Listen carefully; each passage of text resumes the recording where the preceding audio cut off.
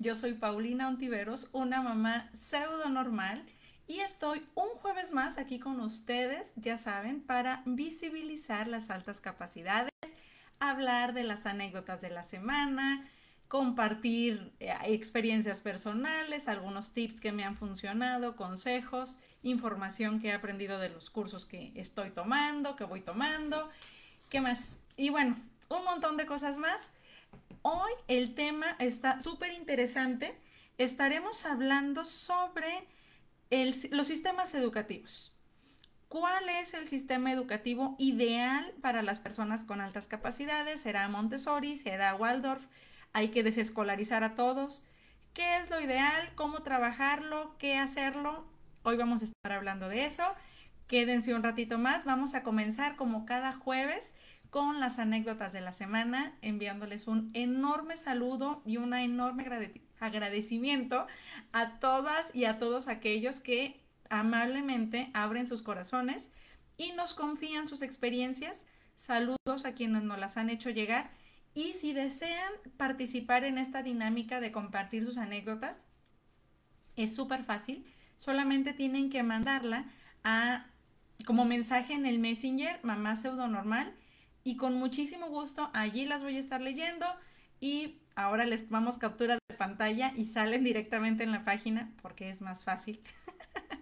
Y esta mamá pseudo normal lo que le falta es tiempo. Entonces, eh, los vamos a estar compartiendo en la página, perdón, y en todas las redes sociales de mamá pseudo normal para que puedan verlas. Ya saben, en Instagram, en Facebook, a veces estoy en tweets, pero muy poco. En YouTube también ahí andamos. Por favor, háganlas llegar. Hola, Ler, gracias por estar aquí como cada jueves. Bienvenida y gracias a todos. Lo mismo si tienen dudas y quieren que sean respondidas en la página, pues con muchísimo gusto lo hacen llegar por el Messenger. Si quieren que platique de algún tema en particular, por favor, todo lo que ustedes quieran, toda su retroalimentación, háganmela llegar por el Messenger y yo con muchísimo gusto voy a estarlos leyendo, los voy a estar comentando, compartiendo y respondiendo mediante este medio. Recuerden también que en YouTube estamos María Montero Villalba, una mamá doblemente excepcional, y una servidora platicando de nuestras experiencias como mamás doblemente pseudonormales.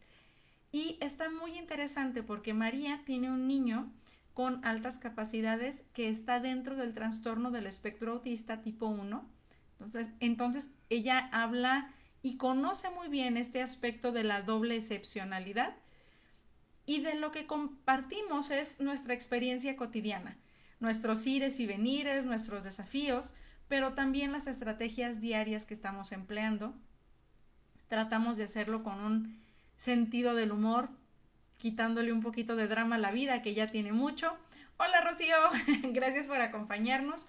Así que también los invito a ver esos videos que están en YouTube con muchísimo cariño para todos ustedes. Es un video podcast, ¿ok?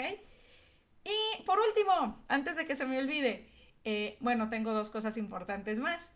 Tenemos la... El, las ideas van más rápido.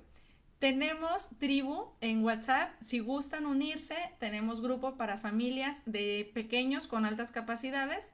De los, pues más o menos la evaluación es a partir de los 4, así que digamos que como desde los 4 a los 12. Y tenemos grupos para familias de adolescentes con altas capacidades también. Ya saben que si quieren formar parte, es totalmente gratuito. Es una comunidad abierta y no. Abierta porque se puede unir quien guste, que sea padre o tutor, madre de niñas o niños con altas capacidades, no tiene ningún costo. Solamente háganme llegar su nombre completo, número de teléfono con clave del país, por favor, eso es bien importante, y las edades de sus hijos, pues para que puedan estar en el grupo correspondiente. Y ya, eso es todo. Total, eso es todo lo que necesitan para que puedan estar ahí en la comunidad. Y si no les gusta estar en la comunidad de WhatsApp, no hay ningún problema. Aquí me tienen todos los jueves, todos y absolutamente todos hablando de altas capacidades, visibilizando. Y les decía, pues el tema de hoy está interesante. No sé si pudieron checar ahí en la semana. Tuvimos videos y, bueno, anécdotas más bien, experiencias personales y de otras personas acerca de tanto la aceleración como desescolarización y demás. Entonces vamos a estarlos comentando el día de hoy junto con el resto de las anécdotas que como siempre son muy divertidas. Déjenme desconecto por acá. Ahí está el teléfono para poder tener aquí a la mano las anécdotas. Recuerden que este espacio es de ustedes, así que si tienen dudas, comentarios, chismes que me quieran contar, también son bien recibidos por aquí. Pueden hacerlo para que entre todos podamos llegar a una solución y sobre todo para que sepan que no están solas, que este camino y este proceso de crianza de hijos con altas capacidades, si bien a veces puede ser abrumador, obviamente es muy desafiante y además poco comprendido, hay tribu. Hay tribu, hay equipo, por lo menos hay acompañamiento. Aquí hay quien les lea, quien les escuche. Aquí estamos y para eso estamos. Muy bien. En la página también últimamente estamos compartiendo lo que son algunas frases de gente estudiada en el tema, gente que sabe de altas capacidades, como Martha Storm, como Linda Silverman, como Renzulli, Tauron, en fin, un montón de personas y personalidades en expertos en el área que han realizado estudios e investigaciones. Entonces, bueno, igualmente pueden verlas, compartirlas. Y por último, si quieren apoyar este canal, ya saben que pueden hacerlo dando like, comentando, compartiendo. Y también pueden hacer donaciones mediante PayPal. Todo es bien recibido para ayudar a la difusión y visibilización de las altas capacidades. Muy bien. Tenemos la anécdota de esta semana. La comenta, dice: hola, soy Lorna de Ciudad de México. Te cuento que antes de darme cuenta que mi hijo tiene altas capacidades, pensé que posiblemente tenía un problema de conducta. Esto es muy común. Lamentablemente es la manera en cómo la mayoría de las personas se dan cuenta que sus hijos tienen altas capacidades. Durante el inicio del kinder en la pandemia, iniciamos con clases en línea. Tenía 3 añitos. Entonces le costó trabajo fijar la atención en la pantalla. Decidí darlo de baja temporal. Al siguiente año inicia con clases híbridas en un Montessori. En una ocasión me mandan llamar y la guía me comenta que posiblemente tenga un problema de audición o de aprendizaje, ya que necesitaba una valoración por una psicóloga. En una de las clases en línea yo me estresé porque no podía mantenerse sentado escuchando a la guía. Le grité y entonces él me contestó: mamá, es que mi cerebro se vuelve loco. La mayoría de las personas con altas capacidades, ¿cómo explicar? Bueno, que presentan particularmente una sobreexcitabilidad psicomotriz. Si no saben qué son sobreexcitabilidades psicomotrices, tenemos un live donde explicamos de eso y pueden verlo, ahí está, también lo van a encontrar en YouTube, súper fácil, y están explicaditas todas las sobreexcitabilidades, pero obviamente de una manera más sencilla. Y hola Javier Imuez, gracias por estar aquí. Bueno, esto es común. Y como ven, esta mamá tenía a su niño en un kinder y luego lo da de baja y luego lo mete a un Montessori. Esto también es común. El andar en la búsqueda de escuela, de sistema que se adapte, es complicado. Puede ser complicado, puede ser muy desafiante, por eso hoy tenemos este tema. La siguiente anécdota, esta es un recuerdo, es una anécdota que se compartió ya hace algunos años en la página, obviamente, pero esta anécdota es muy bonita. Dice: yo siempre fui de atención dispersa. No lo sabía hasta que tuve 20 años y en la universidad me dijeron cómo se llamaba. El punto es que mi mamá siempre me regañaba porque no me acordaba de sus instrucciones. Era real que me las acababa de decir y yo no me acordaba. Pero ella pensaba que me estaba burlando o que era desobediente deliberadamente. porque mi memoria era muy buena, aprendía muy rápido. Me aprendí de memoria las cartas de la lotería, con todo y sus versos, cuentos largos y poemas y hasta los diálogos completos en el tiempo exacto de películas como Aladín. Esta condición se debía más a mi interés que a otro factor. Lo malo es que nadie en mi entorno lo sabía entonces. Esta es una anécdota enviada por una persona con altas capacidades que prefirió mantener el anonimato y se hizo llamar Mala Memoria. Mala Memoria, espero que estés por aquí. Gracias por abrirnos tu corazón, por compartir esta anécdota, porque nos ayuda a todos a sensibilizarnos, pero particularmente a las mamás y a los papás. Y bueno, espero que también a los docentes. Las personas con altas capacidades pueden parecer que deliberadamente, como dice ella, están desobedeciendo o que deliberadamente se están burlando de alguien cuando le preguntan, ¿qué me dijiste? Y no es por mala intención y no es por burla ni mucho menos. Es porque realmente hay cosas que olvidan de una manera muy rápida y hay cosas que pueden recordar de una manera increíble. Y como ella bien dice, tiene mucho que ver la, el interés que tengan, ¿no? La atención, el amor que tengan por esta cosa. Entonces, hay que ser pacientes, hay que ser tolerantes. Un tip nada más como mamás y papás para este tipo de atención de los hijos es realizar algún tipo de contacto físico.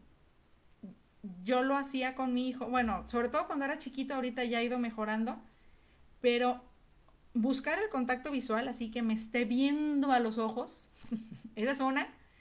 Y otra cosa importante es tocarlo. Le tocaba el hombro.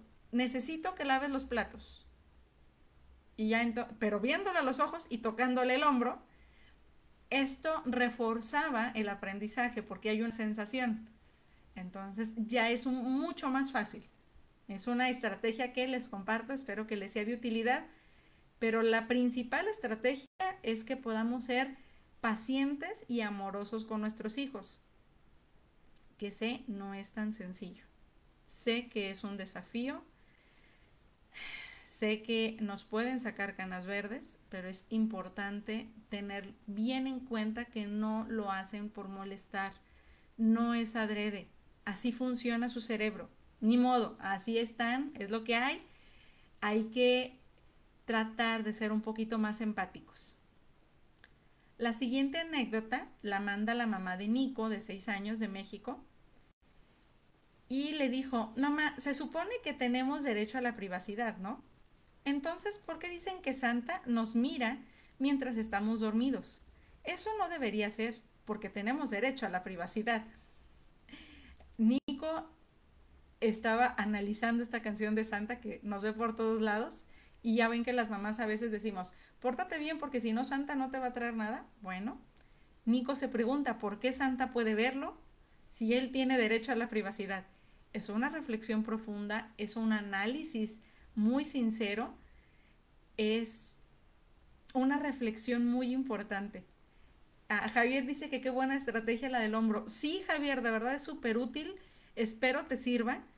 Siempre, siempre, siempre que querramos que nuestros hijos recuerden algo, hay que tocarlos. Es una herramienta que no falla. O bueno, las probabilidades de que falle son menores. Contacto físico, tocarlos, y contacto visual. Si los estamos viendo, todavía si les damos a probar algo o a comer algo, ya es lo top of the top. Pero si no, con esas dos de verdad es útil. Bueno, ¿qué otra anécdota tenemos por aquí? Ya te pasamos esta de Santa Claus. Aquí está. Hola, buenas noches. Mando una anécdota de mi peque con altas capacidades, con motivo de las fechas decembrinas. Traigo un poquito de retraso con las anécdotas, ustedes discúlpenme, pero van a salir todas. Le pregunté a mi hijo, ¿qué le pediste a Santa? Y tímidamente respondió, Shh, me da pena, porque todos piden juguetes y cosas electrónicas. Pedí muchos libros, pero los quiero con muchas hojas, que describan los detalles de la historia. Muchos libros. Quiero seguir leyendo sin detenerme. ¿Y a los Reyes Magos? La otra parte de los libros que no le pedí a Santa. Eso lo dijo Jaciel de 8 años. Jaciel me queda claro que es un hermoso lector y que tiene una sobreexcitabilidad imaginativa tremenda. Esto es maravilloso, además de una sobreexcitabilidad intelectual, de querer aprender y demás. Eso es genial, genial, genial. Y vale mucho la pena que podamos estimular su desarrollo y su curiosidad. Entiendo perfecto que no hay dinero que nos alcance para tantos libros, más con la velocidad con que los leen, pero siempre que sea posible, y si Santa y los Reyes nos ayudan, pues qué mejor, que podamos apoyar a nuestros hijos en su desarrollo. Rocío, también vas a usar esa estrategia, qué bueno, espero que te sirva. Cristina, mi hija cuando pequeña también me dijo que Santa es un stalker, qué miedo. Piénsenlo, puede dar miedo, puede ser medio friki ese Santa, pero trae regalos, entonces hay que sopesar costo-beneficio. Muy bien, vamos a continuar ahora sí comentando lo de las escuelas, las estrategias educativas. Como estuvimos viendo algunas mamás, y es una pregunta muy recurrente, ¿qué sistema es el mejor? Tenemos el sistema Waldorf, que es un ambiente entre comillas más libre y que promueve mucho más la creatividad. Tenemos el ambiente Montessori, que también es un ambiente, digamos, libre, pero que da un poquito más de autonomía. No es solamente libertad como para creatividad, sino también como para que haya reflexión y para que haya independencia. Si me lo preguntan, ambos sistemas educativos son muy buenos, ambos son extremadamente aplicables para los hijos, cualquiera de los dos, pero también si me lo preguntan, estalqueo socialmente aceptable. Sí, el estalqueo de Santa Claus y de los Reyes Magos es totalmente aceptable, porque ellos son seres buenos, el problema son todos los demás. Pero sí, así es, justo así. Este, el sistema tanto Waldorf como Montessori son muy buenos, las pedagogías o los métodos de enseñanza. Si tienen oportunidad de leer al respecto, de ver algunos videos, vale muchísimo la pena y pueden, en mi humilde opinión y sugerencia, ir implementando de manera alternativa, si quieren, o combinando ambos sistemas. O sea, uno no está peleado con el otro, ni mucho menos. Pero en el caso de las escuelas, habría que revisar y verificar que realmente se llevara la pedagogía, la que estén anunciando, ¿no? En este caso estamos hablando de Waldorf y Montessori, pero puede ser cualquier otra.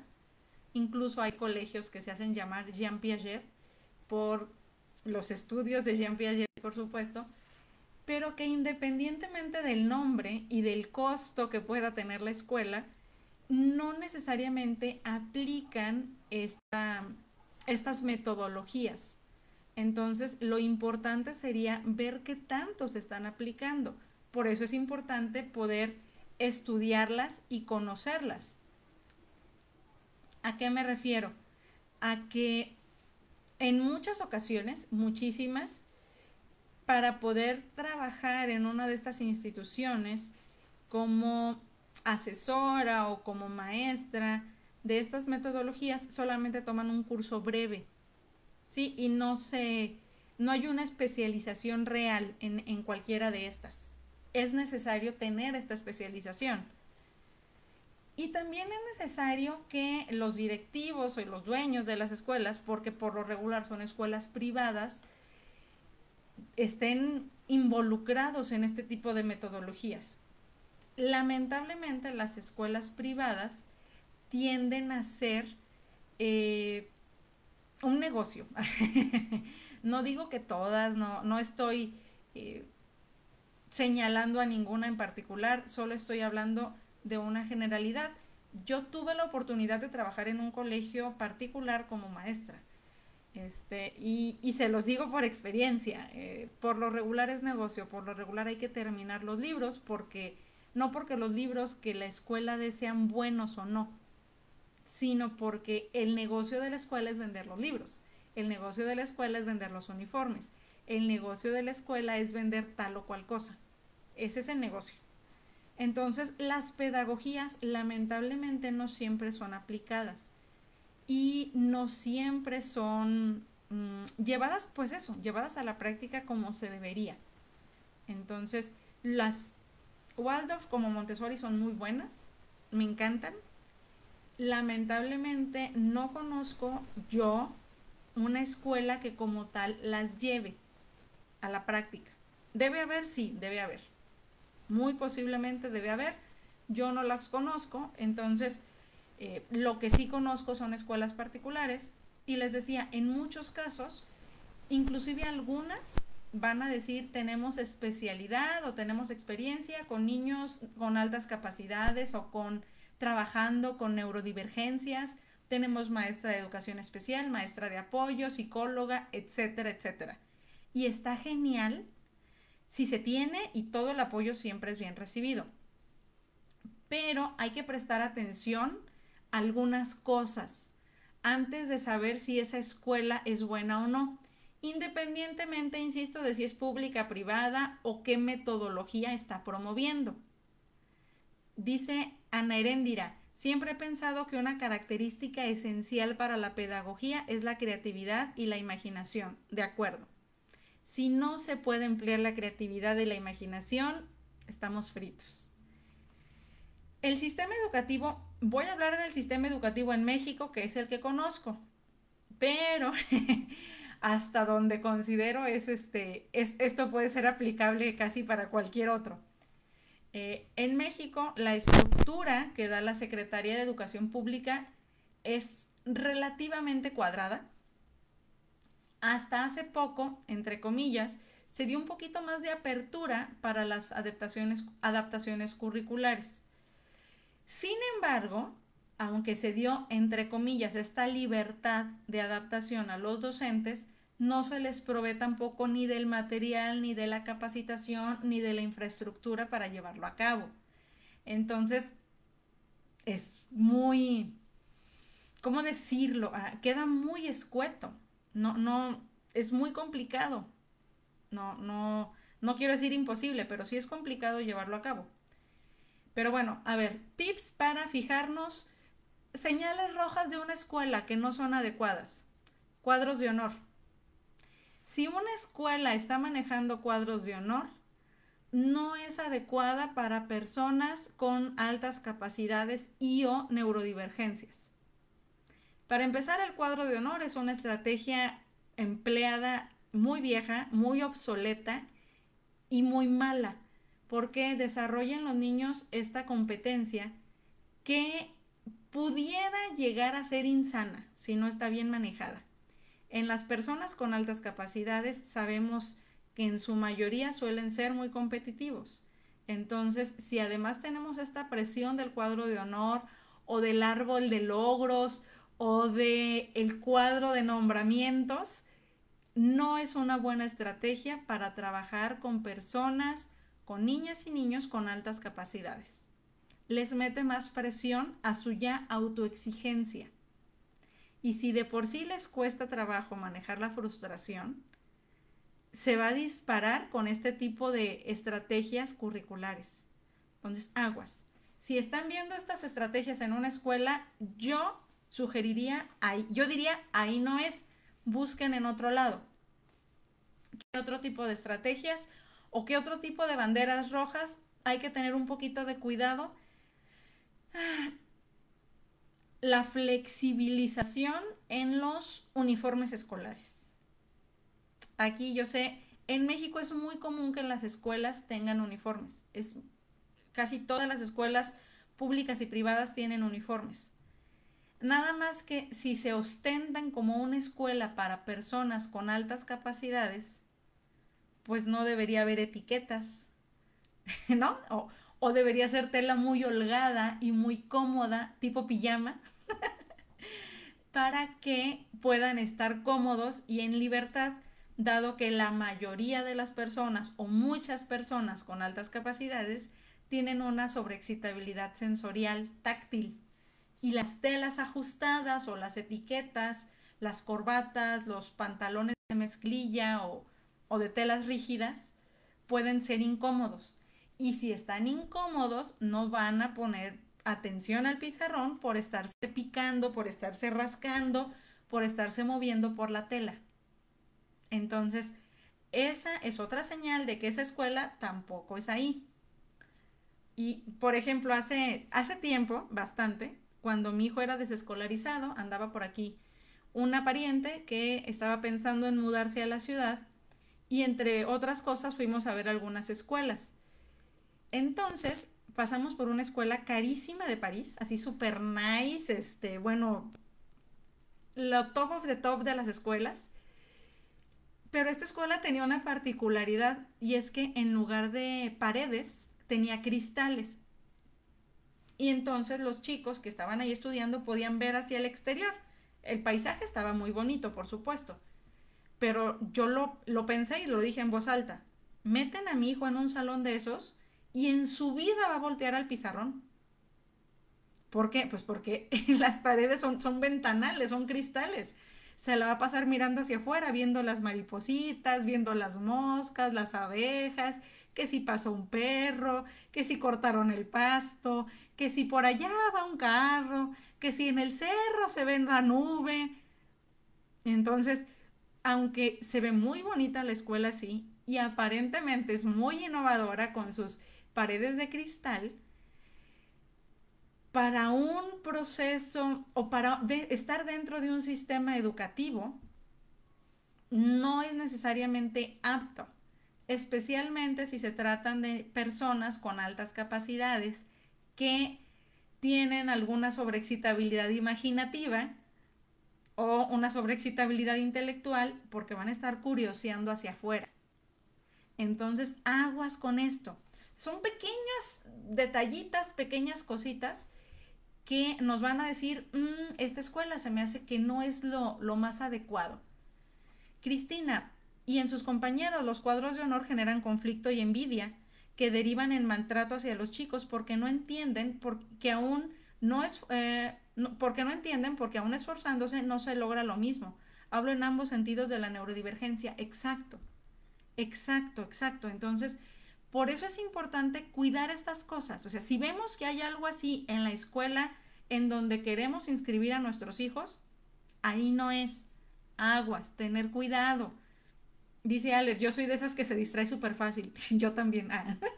Entonces, si quiero meter a mi hijo en una escuela, pues voy a cuidar que no esté en este tipo de cosas, ¿no? Que no haya eso. ¿Qué otra cosa sería importante tomar en cuenta? Eh, yo preguntaría abiertamente, y bueno, lo hice en su momento, dije, mi hijo tiene altas capacidades, necesita apoyo, porque necesita apoyo, pero preguntarle abiertamente, oiga maestra, ¿y qué estrategia se le ocurre a usted? ¿Qué haría usted? ¿Cómo podemos ayudar? Estrategias como, si termina más rápido, lo voy a poner a que me ayude a calificar los exámenes de los demás o a las tareas de los demás o a que les explique a los demás. Tenerlos como mini maestros en el salón de clases tampoco ayuda. ¿Ok? Ya sé, hasta ahorita estoy diciendo puras cosas que no ayudan, pero es para poder enfocarme. Ya voy a pasar a donde sí ayuda.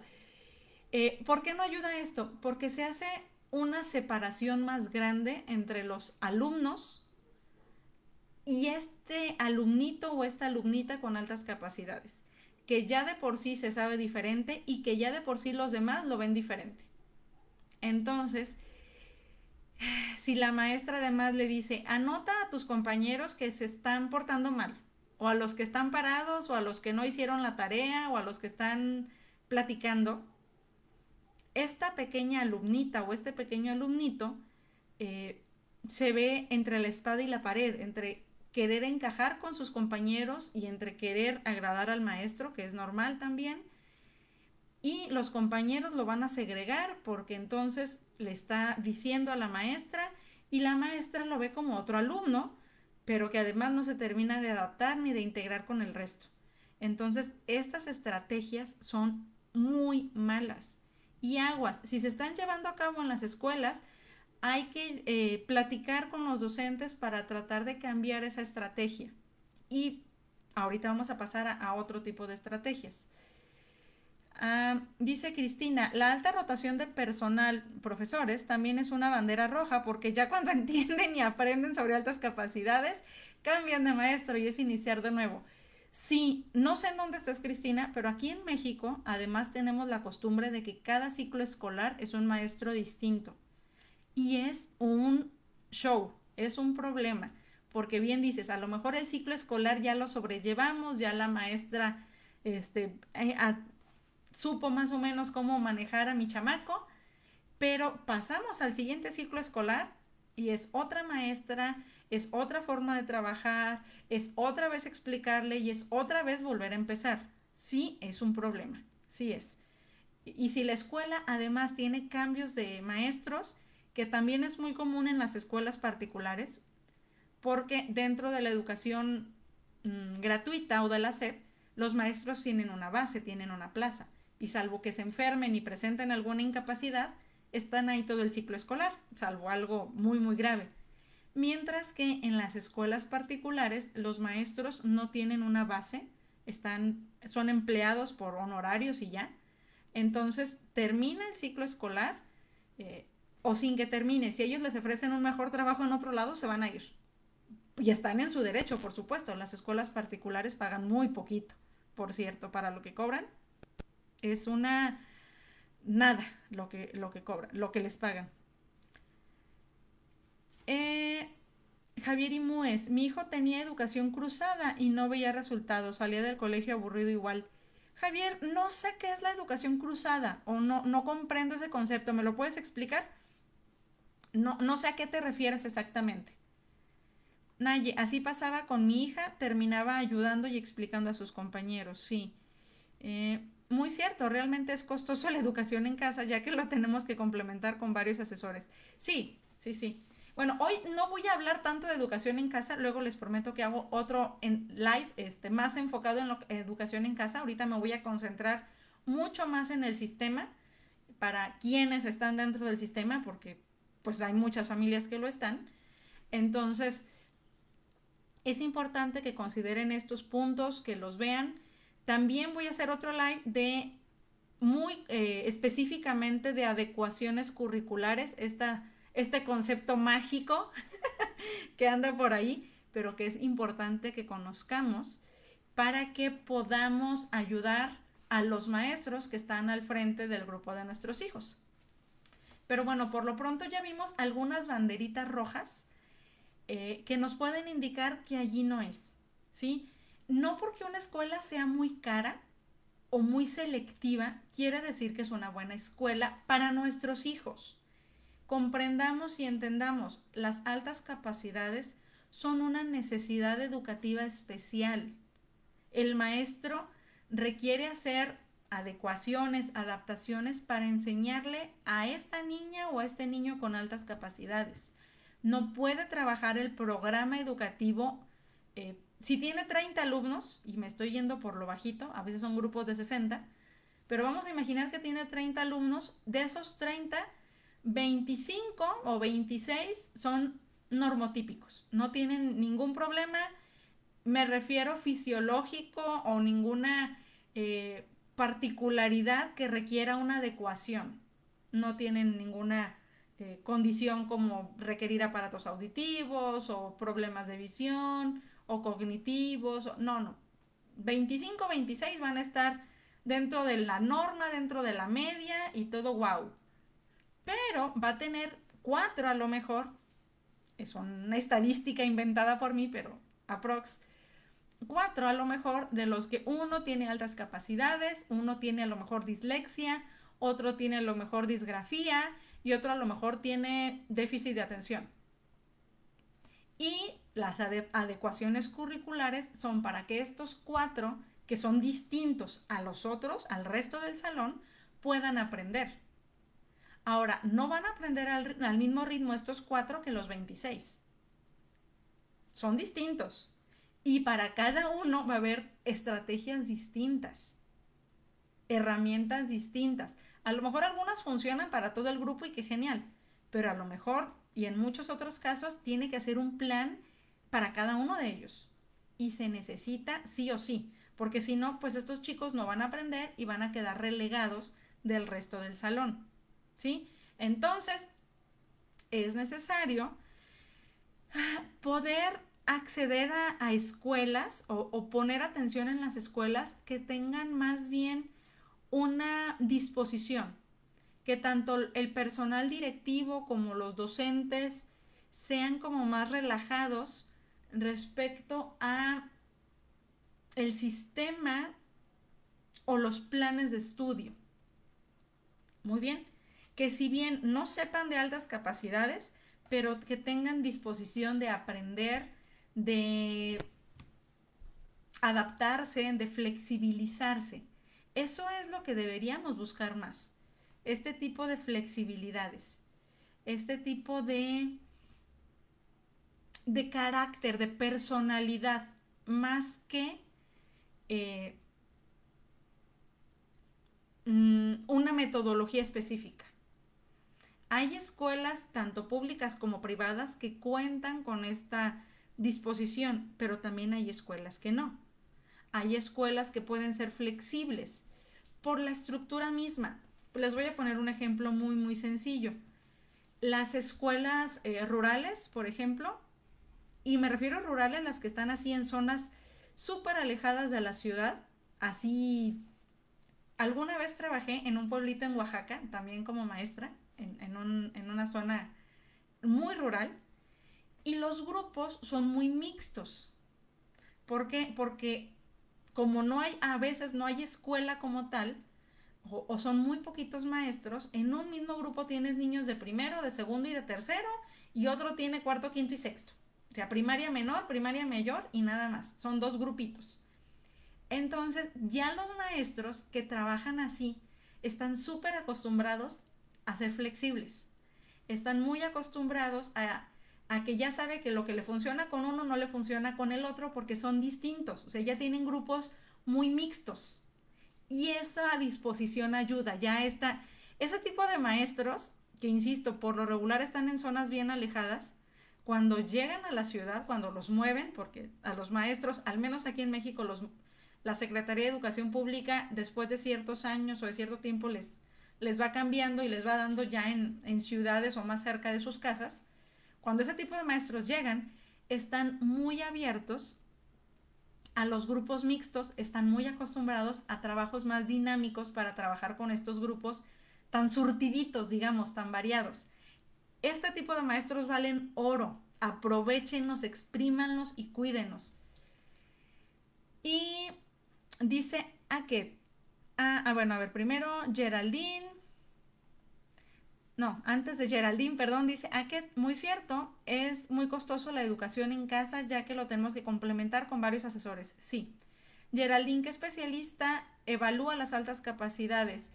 Lo hemos mencionado antes, son psicólogos o psicopedagogos que básicamente son ellos quienes realizan evaluaciones, por lo regular es a partir de los 4 años, 5 o 6 es lo más adecuado, pero también hay personas que tienen una licenciatura en otra cosa y realizan una maestría en evaluación por altas capacidades y también suelen ser muy buenas, porque por lo regular son madres o padres de familia con hijos con altas capacidades. Y ya, pues tienen experiencia en el campo. A que cuando estuvimos en escuela pública realmente el maestro ni la directora le interesaban. Sí, es una cuestión demasiado subjetiva, tiene que ver con el interés del docente y del personal. Zach, me sucede que la escuela de mi hijo oferta actividades extra a las de currículo, como natación, danza, computación, etcétera. Y yo pensé que eso iba a poner a mi hijo feliz porque podría aprender más y ahora sufre cada martes que debe ir a natación porque no avanza en aprender a nadar. Pero con todo lo demás está encantado, los libros, el programa, su maestra, todo le encanta. La maestra ha permitido que se desenvuelva a su ritmo. Eso es genial. Depende de verdad casi, no puedo decir que en el 100%, pero en un 70% depende de la disposición del docente y el otro 20 o 25 de la disposición de la escuela, del personal directivo, prefectos, etcétera. a que, en cambio, su maestra de kinder en una escuela particular hizo una adecuación porque le interesa seguir aprendiendo de este tipo de niños. Está bien, a que está perfecto. En mi caso, por ejemplo, yo tuve buenas y malas experiencias tanto en escuelas públicas como en privadas. O sea, mi hijo tuvo maestros pésimos, pero tuvo un maestro maravilloso en una escuela pública, pero igual solo estuvo un ciclo escolar porque era su año como de prácticas o algo así y lo iban a cambiar. Y en escuela privada también tuvo una maestra buenísima, una nada más, las demás ni al caso. Había algunas maestras que acosaban a o sea, que no acosaban, pero bueno, sí les hacían bullying, sí eran muy pesadas y muy complicadas en escuelas privadas. Pero tuvo una muy buena, nada más que igual terminó ese ciclo escolar y le ofrecieron un mejor trabajo y se fue de la escuela.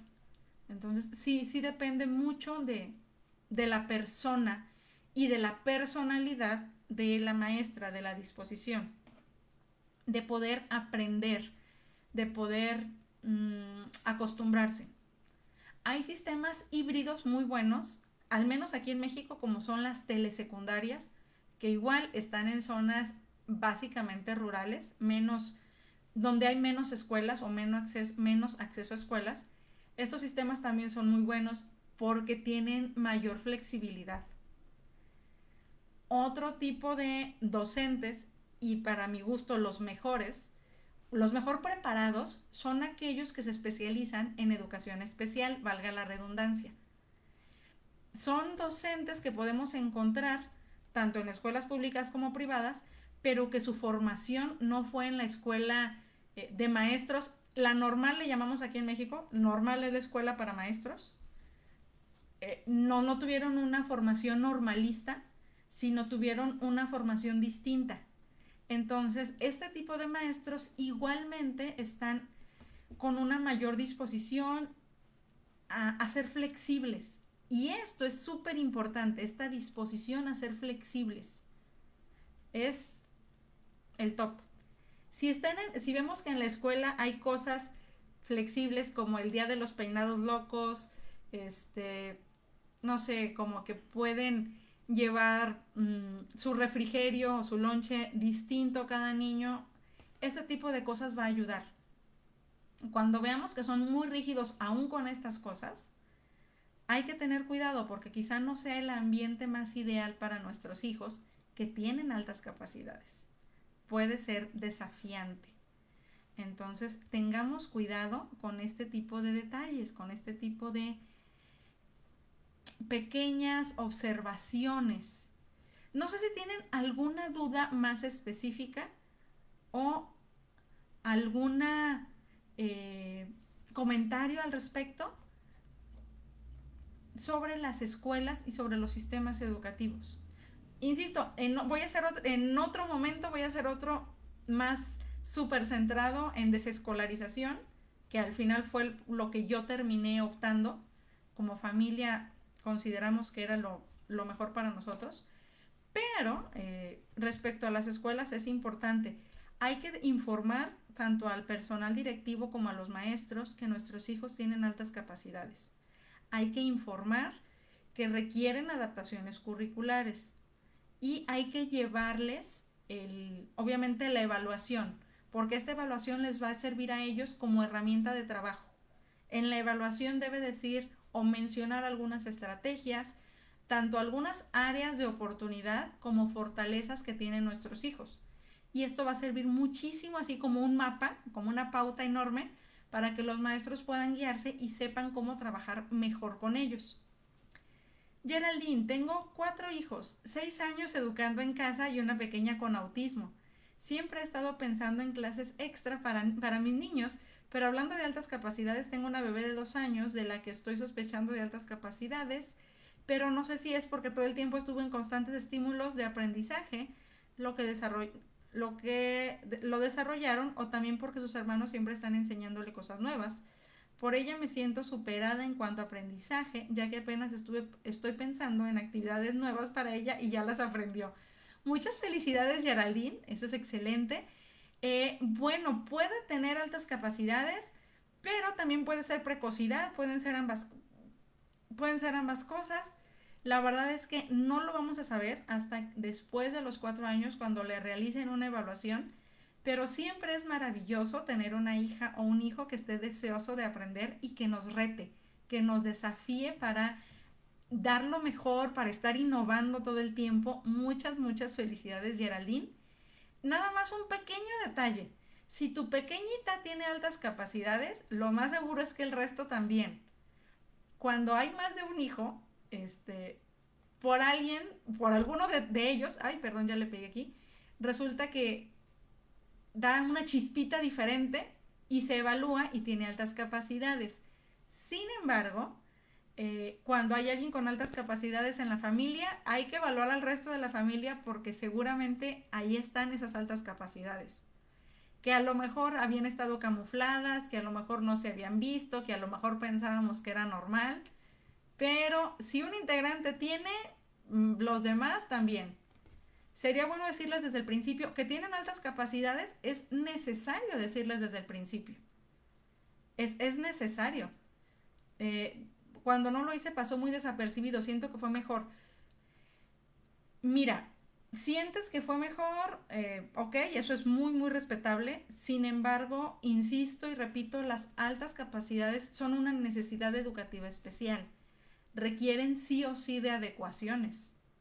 Y si no se hacen esas adecuaciones, aunque los hijos, sobre todo, si tienen altas capacidades, pueden adaptarse y pueden sobrellevar bien la situación, la realidad es que a la larga, con el tiempo, si la situación continúa sin haber un estímulo adecuado y una adecuación correcta, pueden aburrirse, pueden enfadarse de la escuela y tienden a caer, o el riesgo es alto de que haya un fracaso escolar, de que haya una deserción escolar, porque no se atendió adecuadamente.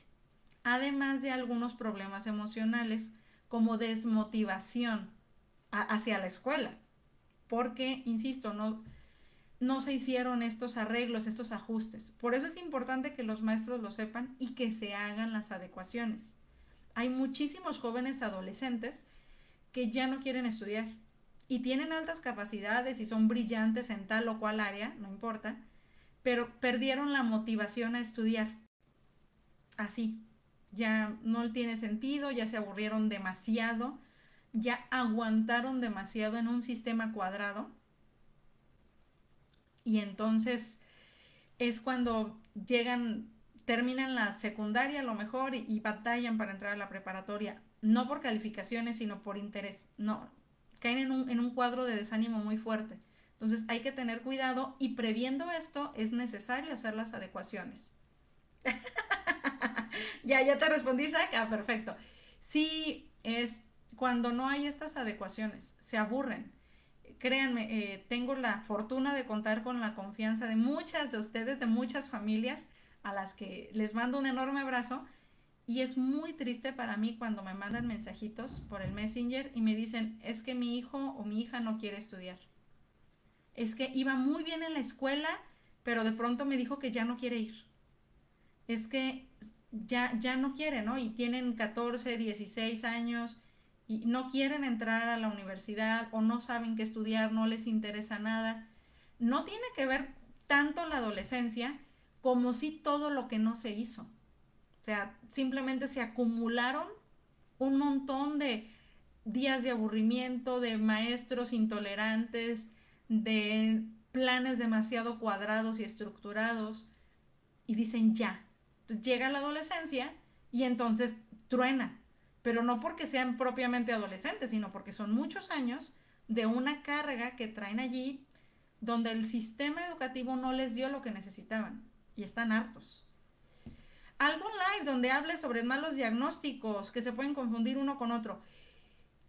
Eso lo habló en un curso que tengo con la comunidad solidaria de alta demanda. Hago un análisis muy bueno de eso. Pero qué bueno que me dices, voy a hacer un live. Porque cuando hablo de las sobreexcitabilidades, en el live de las sobreexcitabilidades, hablo acerca de algunas confusiones con otros diagnósticos. Ese te va a ayudar. Sobre cuando se confunden con trastorno por déficit de atención y con trastorno del espectro autista. Ese te puede ayudar, Laurita. Naye, una pregunta. La neuropediatra diagnosticó a mi hija con Asperger. Después del diagnóstico solo la vio si acaso 2 ocasiones más y la dio de alta, pero la refirió a psiquiatría, la cual en la primera cita me recetó ansiolíticos y antidepresivos. Obviamente no se los di y tampoco la llevé con ella. Quiero ayudar a mi hija, pero no sé por dónde empezar o con qué especialista es necesario llevarla. Bueno, Naye, si está dentro del espectro autista tipo 1, que sería el Asperger, se lo ve un paidopsiquiatra. Sí, es una psiquiatra infantil o un paidopsiquiatra, eh, neurólogo infantil, pero depende de las necesidades o de las situaciones que esté presentando tu hija. Por ejemplo, ni los ansiolíticos ni los antidepresivos son malos si realmente está presentando cuadros depresivos o de ansiedad. No sé si me explico. Este, pero si no está presentando un cuadro depresivo o de ansiedad, pues no serían necesarios. Entonces es importante acudir. Si no te convence un diagnóstico, busca otro especialista. En este caso puede ser otra neuropediatra, puede ser otra paidopsiquiatra, otra neuropsicóloga infantil, y busca especialistas en trastorno del espectro autista tipo 1 para que te puedan orientar bien en ese campo, obviamente. Esa sería mi recomendación. Sería bueno uno de esos malos diagnósticos. Rocío, ¿de qué me estás hablando? Me perdí, perdóname. Eh, lo de los malos diagnósticos sí es muy común. ¿Por qué? Porque en las escuelas tanto de medicina como de psicología, y digo psiquiatría está dentro de medicina, sí se abordan temas como trastornos por déficit de atención, trastorno del espectro autista, pero no se abordan temas como altas capacidades. ¿Por qué? Porque no está dentro del DSM-5. ¿Qué es el DSM-5? Es la Biblia de los trastornos mentales. Y las altas capacidades no es un trastorno mental, no es una enfermedad. Y como no es un trastorno mental ni una enfermedad, no está dentro del catálogo de enfermedades y trastornos. Entonces no se estudia dentro de las escuelas de medicina.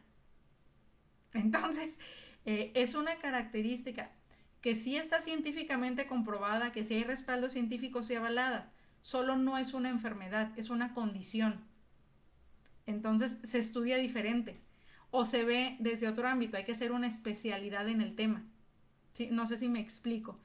Por eso es que por lo regular, cuando ven a un niño muy inquieto, que no come y está en movimiento, como mi hijo que comía y estaba masticando y andaba corriendo por toda la casa, dice, ah, es que tiene trastorno por déficit de atención y con hiperactividad, por supuesto, es obvio, se está moviendo.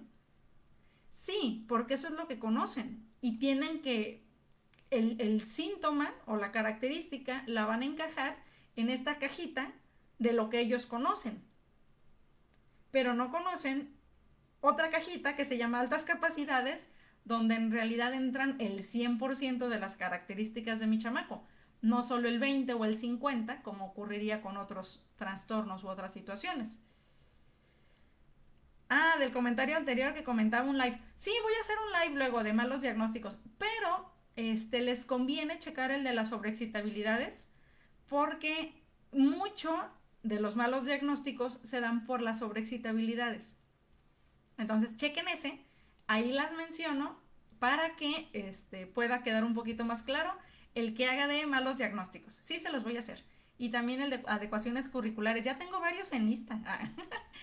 En Chile el sistema público es muy cerrado a las altas capacidades. En tanto, me han llegado a decir que los niños que les cuesta más aprender son prioridad. Eso dicen en todos los sistemas educativos.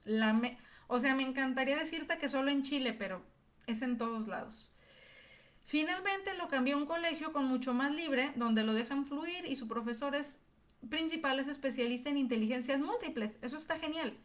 Y él pasó de estar muy mal, desesperado, a estar feliz. Así que creo que los docentes son el 90% en el colegio. Pues en el otro sistema público mi niño casi quiso dejar el colegio en tercero básico, pero ahora está feliz. Sí, sí es. es muy importante la función del docente y es muy importante su disposición a aprender y a ser flexible. Esperemos que podamos encontrar buenos docentes. Hay que buscar la manera de ganárnoslos siempre que se pueda. Hay que buscar la manera de explicarles, de acercarles material, de llevarles libros, de acercarles a conferencias, charlas, videos, todo el material que podamos acercarles a los docentes, hay que hacerlo. La evaluación misma hay que llevárselas. Obviamente una copia, ustedes quédense con otra, ¿no? Pero sí hay que hacerlo, hay que darles las herramientas. Porque además tomemos en cuenta que el sistema educativo no los educa y no les enseña sobre altas capacidades, tampoco sobre otras neurodivergencias, pero no se los da, no es como que les vayan a dar un seminario de altas capacidades para que sepan cómo realizar una adecuación curricular para nuestros chamacos. No, el sistema educativo no lo cubre. Ojalá todos los profesores tuvieran la vocación de ser profesores. Recordemos que no todos los que son profesores estudiaron para hacerlo, sino que al menos en México la oferta laboral es abierta a toda profesión. Sí, de hecho yo fui docente y no soy profesora, estudié administración de empresas, así que sí me consta eso. También el sistema educativo normalista está bien obsoleto, también necesita como modernizarse y enseñarles de muchas otras cosas. También el sistema de la SEP tiene a los maestros con una carga administrativa muy pesada que poco les permite actualizarse y aprender de otras cosas. O sea, también están esas realidades que les meten en un salón de 30 a 50, 60 alumnos y está muy complicado. Y que las escuelas muchas veces no cuentan con servicios básicos. Entonces, y digo, desde que tenemos que llevarle el papel de baño a la escuela, lo sabemos los que hemos tenido hijos en primaria y en secundaria, hasta cosas, no sé, sencillas como que no sirven o no tienen un cañón proyector, no hay una computadora en el salón de clases, o sea, hay muchas cosas. Sí, también a veces y muchas veces hay falta de disposición, pero también hay muchas faltas de herramientas para los maestros. Entonces, bueno, es un caldo de cultivo increíble, pero hay que tratar de apoyar a los maestros. Si nuestros hijos están en el sistema educativo, hay que apoyar desde nuestra trinchera con lo que podamos aportar. Nosotros, ¿cómo podemos hacer las adecuaciones curriculares o cómo podemos guiarnos para elaborarlo? Les voy a hacer un live especial de adecuaciones curriculares, pero les digo, respondiendo a tu pregunta, las adecuaciones curriculares se hacen en equipo multidisciplinario. Se hace entre el docente o la maestra que está frente a grupo, los padres de familia, deberían estar incluidos para conocer del plan curricular, la psicóloga o maestra de educación especial de la escuela. Estos tres deberían estar trabajando en conjunto para realizar la adecuación al pequeño en cuestión, porque aun cuando haya 5 niños con altas capacidades en un grupo, cada niño necesita su adecuación única, porque cada caso es único. Entonces, por eso es más trabajo, ¿no? Eso es, básicamente una educación curricular es hacerle la educación personalizada a ese chamaco o a esa chamaca. Pero vamos a hacer un live especial de eso. Tengo ya varios en lista. Gracias por sus sugerencias, porque sí los vamos a hacer y los vamos a estar avanzando uno a uno. La siguiente semana, ¿de qué hablaremos? Vamos a ver. Yo creo que la siguiente semana hablamos de las adecuaciones curriculares y luego seguimos con desescolarización o algo así, pero déjenme acomodo. Muy bien, pero sí, la siguiente semana hablamos de adecuaciones curriculares para poder avanzar con este asunto y darle cierta secuencia. Chie, a mi hija le han enseñado mucho a trabajar en equipo, pero a ella le cuesta trabajo porque dice que termina haciendo todo el trabajo ella sola porque quiere que salga bien. No sé qué decirle para que no se desmotive, porque casi siempre son proyectos en equipo en su escuela. No sé cómo ayudarla. Bueno, es que no le han enseñado a trabajar en equipo ni a ella ni a sus compañeros. Les dan trabajo en equipo como asignación para hacer. Hay que enseñarles a todos los niños a trabajar en equipo, para que no le dejen el trabajo solo a ella, o para que ella no se sienta con esa carga de que para que salga bien lo tengo que hacer yo. Y últimamente hay mucho retraso desde la pandemia en los que van aún en las escuelas. Me ha tocado escuchar eso constantemente a los vecinos. Sí, sí, ese es un problema, pero la verdad es que la responsabilidad de la educación es de los papás, no es nuestra. Y en la pandemia, pues muchos, eh, por diferentes razones, tampoco decidimos tomar esa batuta y bueno, la consecuencia ha sido esta, ¿no? Este retraso educativo. Sí, sí se dio, sí se da. Y, y bueno, es trabajo de casa, ha sido trabajo de casa. O sea, ahora estoy pensando en lo importante que es que el padre conozca todo lo que pueda sobre la condición de sus hijos para poder explicar no solo al docente sino al niño, claro. Realicé la explicación del tinaco y del embudo a mi hijo. Funcionó de maravilla. ¡Ah, qué bueno que te gustó! Y ahora puede contenerse un poco más en la escuela. ¡Ay, qué bueno que te gustó, Zach! Esto me anima y me alimenta maravillosamente. Gracias, Zach. Qué bueno que te sirvió. Sí, nuestros hijos tienen que conocerse. Y nosotros tenemos que conocerlos, obviamente, ¿no? Y saber cómo llegar a ellos. Es indispensable para poder ayudarlos. ¡Ay, qué bonito! Me hiciste el día. Muchas, muchas gracias. Y bueno, pues vamos a terminar con esto que ya me hicieron el día. Les mando un gran abrazo. Muchos saludos. Nos vemos la siguiente semana. Vamos a estar hablando de adecuaciones curriculares. Ya no lo alargaré más. Y la siguiente nos vamos a ver con qué. Sí, con desescolarización u otro tema. Pero bueno, nos vemos el siguiente jueves. Aquí las veo, las espero. Den like, comenten, compartan. Si pueden donar en PayPal, donen en PayPal. Sigan en YouTube, en Facebook, en Instagram, en todos lados. Ayúdenme a visibilizar las altas capacidades. Este es un trabajo de equipo. Visibilicémosla juntos. Los quiero, los quiero, los quiero. Les mando un abrazote. Bye, bye.